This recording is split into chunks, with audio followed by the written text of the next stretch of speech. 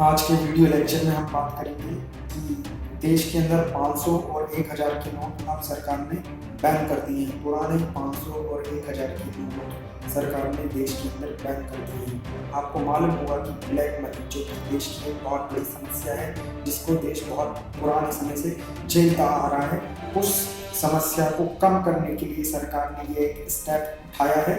देखते हैं कि अब आगे इसका क्या इफेक्ट हमारी इंडियन इकोनॉमी में और हर कॉमन पर्सन की लाइफ में पड़ेगा।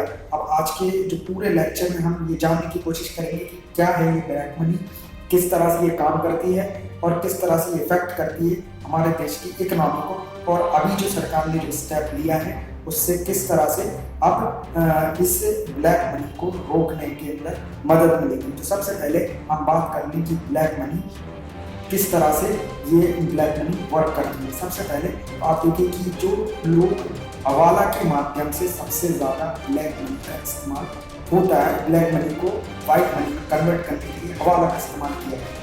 अब हवाला, जैसे कि मैं एक एग्जाम्पल के थ्रू आपको ये बताना चाहूँ कि आप मान लीजिए 1,00,000 रुपये आपको इस देश से किसी दूसरे देश के अंदर ट्रांसफ़र करना है, और उसमें आप जो जरिया जो आप यूज़ कर रहे हैं वो एक ट्रांजैक्शन जो हो रहा है उसमें किसी भी तरीके से जो सरकार का कोई भी लेन देन नहीं है, या आप एक ऐसा तरीके से आप ट्रांसफ़र कर रहे हैं जिसमें किसी भी तरीके का कोई रिकॉर्ड नहीं होना। फॉर एग्जाम्पल, आप एजेंट्स के माध्यम से 1,00,000 रुपये यहाँ पे जो एजेंट काम कर रहे हैं हवाला के, और उन्हीं के माध्यम से आप दूसरे देश में आप 1,00,000 रुपये भेजते हैं, तो वो आपको 1,00,000 रुपये के बदले में जो आप दूसरी करेंसी है वो आपको दे देंगे, और उसके बदले में जो वो चार्ज लेते हैं वो उनका चार्ज काट लेते हैं। अब होता यह है कि ये इसका कोई रिकॉर्ड नहीं होता, और रिकॉर्ड नहीं होने की वजह से फिर इसका इस्तेमाल जो होता है इस इनकम का, ब्लैक मनी का, वो फिर बहुत ज़्यादा इलीगल कामों में होने लगता है। आप देखेंगे कि देश के अंदर एक टेररिज्म बहुत बड़ी समस्या है। इसके अंदर जो टेरर एक्टिविटीज़ में जो फंड होता है पूरा का पूरा ब्लैक मनी जो यूज़ होती है उसका इस्तेमाल होता है। आपने देखा कि देश के अंदर बहुत ज़्यादा ड्रग ट्रैफिकिंग, ह्यूमन ट्रैफिकिंग और जितनी भी प्रॉस्टिट्यूशन, तो ये जितनी भी गतिविधि जो इलीगल एक्टिविटीज़ होती हैं उसमें इस ब्लैक मनी का यूज़ होता है। तो आप ये मत मान के चलिए कि केवल ब्लैक मनी का इस्तेमाल होने से देश की इकोनॉमी पर इसका असर पड़ रहा है, नहीं, इसका इस असर जो है देश के हर सेक्टर में पड़ेगा, सोशल सेक्टर में भी पड़ेगा। जितनी भी क्रिमिनल एक्टिविटीज हो रही हैं तो उसके अंदर इन्वॉल्व होने वाली जो मनी जो है, फंड जो है, वो पूरा ब्लैक है। आप देखेंगे कि इलेक्शन के अंदर जब इलेक्शन होता है तो लोग ब्लैक जो कैंडिडेट होते हैं वो ब्लैक मनी का इस्तेमाल करते हैं चुनाव जीतने के लिए।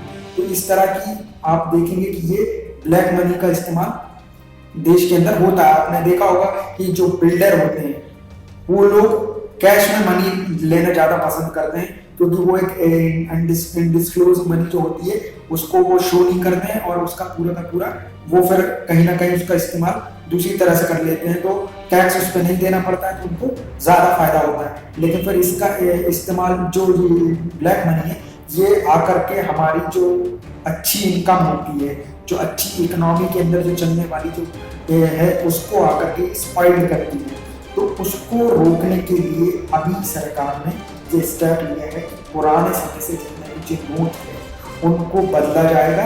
आरबीआई ने अदर कॉमर्शियल जितने भी बैंक हैं देश के अंदर, पोस्ट ऑफिस हैं, उनको एक नए नोट जो अब आने वाले हैं 2,000 रुपये के और 500 रुपये के नए नोट रहेंगे, वो अब लेन देन के लिए इस्तेमाल होंगे। अब क्या होगा कि जितने भी लोग हैं कंट्री के अंदर वो सब अपनी इनकम को जाकर के इन बैंक में डिस्क्लोज करेंगे, और उन्होंने यदि सही तरीके से कमाई है तो उसको जाकर के जब बैंक में देंगे तो उसके बदले में उतना ही रुपए की जो नई अब जो नोट करेंसी जो आई है वो उनको मिल जाएगी। लेकिन जिन्होंने बहुत पुराने समय से जमा करके रखा था काले धन के रूप में, चाहे वो टैक्स को उससे बचा करके किया हो, चाहे वो करप्शन में उन्होंने रिश्वत लेकर के कमाया गया धन हो, और चाहे वो किसी भी अदर तरीके से देश के अंदर उन्होंने काले धन को कमाया होगा, तो यदि वो उसको इनकम को बता नहीं पाएंगे क्योंकि उन्होंने वो गलत तरीके से कमाया है, तो इस तरह से जो खराब जो इनकम थी उसको रोकने के लिए ये एक स्टेप है। इसके अलावा ये भी है कि देश के अंदर कहीं कहीं अब आप देखेंगे कि जो जाली करेंसी का भी इस्तेमाल हो रहा था, तो उसको भी रोकने में इस तरह से मदद मिलेगी। लेकिन आप देखेंगे कि इतना बड़ा डिसीजन सरकार ने एकदम अचानक से ले लिया और लोगों को इसके बारे में पहले से किसी भी तरह की कोई इंफॉर्मेशन नहीं दी गई, तो इससे लोगों को कितनी ज़्यादा समस्या होगी आप देख रहे होंगे। लेकिन आप ये मान के चलिए कि ये बिल्कुल पूरा पहले से प्री प्लान था। यदि सरकार इस तरह की जो इस स्टेप लेती है, तो इसके बारे में यदि पहले से थोड़ा बहुत भी भनक पड़ता इन लोगों को जिनके पास में काला धन है, तो वो पूरी कोशिश करते कि वो उस काले धन को बदल के कम से कम भले ही 5 लाख का 1 लाख मिल जाए, लेकिन वो उसको वाइट में कन्वर्ट कर दे। क्योंकि अब आप देखेंगे कि इतने कम समय में, अब उनके पास समय नहीं रहेगा, तो वो उसको कन्वर्ट भी नहीं कर पाएंगे। तो एक तरह से ये पूरी तरह से प्री प्लान था और इस स्टेप की वजह से अब उनको ये मौका नहीं मिल पाएगा। अब आप सोचिए कि ये जो स्टेप हुई है, इससे क्या देश के अंदर होने वाले काले धन की जो समस्या है वो पूरी तरह से खत्म हो जाएगी? बिल्कुल ऐसा नहीं होने वाला है। इसमें थोड़ा सा असर पड़ेगा, थोड़ा बहुत जो देश के अंदर काला धन है उसको खत्म करने में ये स्टेप काम करेगी। लेकिन आप देखिए कि देश के बाहर जो धन है, जैसे कि स्विस बैंक के अंदर जो जमा धन है, वो जो काला धन है वो इंडियन करेंसी के रूप में नहीं है, वो यूरो में होगा। वो दूसरी करेंसी में जाएंगे तो कहीं डॉलर में होगा, कहीं अलग उनकी करेंसी में होगा। तो अभी जो देश के अंदर जो डिसीजन लिया गया है वो 1000 के नोट और 500 के नोट को यानी कि इंडियन करेंसी के ऊपर लिया गया है। तो सबसे ज्यादा जो काला धन है वो देश के बाहर है, और वो इंडियन करेंसी के रूप में नहीं है, वो बाहर की जो अलग अलग देशों की अलग अलग करेंसी उसके रूप में है। तो अब ये मान के चलिए कि बहुत बड़ा क्रांतिकारी कदम होगा और इससे कि बहुत ज्यादा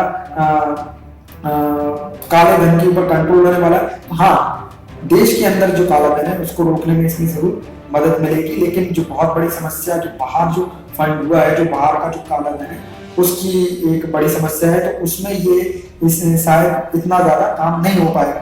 तो आपको हमने ये जो इतनी बात करी अभी ब्लैक मनी को लेकर के, मैं समझता हूँ कि आपको समझ में आई होगी। तो मैं आपको ये बता दूं कि कल जो कि 9 नवंबर और परसों 10 नवंबर को देश के जितने भी बैंक हैं, जितने भी एटीएम हैं वो बंद रहेंगे। यदि आप बाहर जा रहे हैं तो आप कैश में यदि पैसा यूज करना चाहते हैं तो आप आज ही उसको 100 रुपीज के नोट आप एटीएम से निकाल लीजिए, क्योंकि आपको आने वाले कुछ समय में ये परेशानी आपको देखने को मिलेगी। क्योंकि अभी आप एटीएम में भी जाएंगे तो वहाँ आपको बहुत ज़्यादा भीड़ मिलेगी। तो आप यदि बाहर जाने का आपका कोई प्लान है तो आप उसको अपने पहले से उसकी प्रिपरेशन कर लीजिए। आप अपनी तैयारी के साथ जाएं। आपके पास में कैश में 1500 रुपीज के अलावा, यानी कि अब वो नोट नहीं चलेगी आज के बाद से, तो आपके पास में 100 और जो छोटी जो करेंसी होती है 100 और 100 रुपीज से कम की जितनी भी करेंसी है वो आपके पास में होनी चाहिए। तो वहाँ आपको ये हेल्प करेगी। तो हमने जो इतनी बात आज के टॉपिक में करी, मैं समझता हूँ आपको पसंद आई होगी।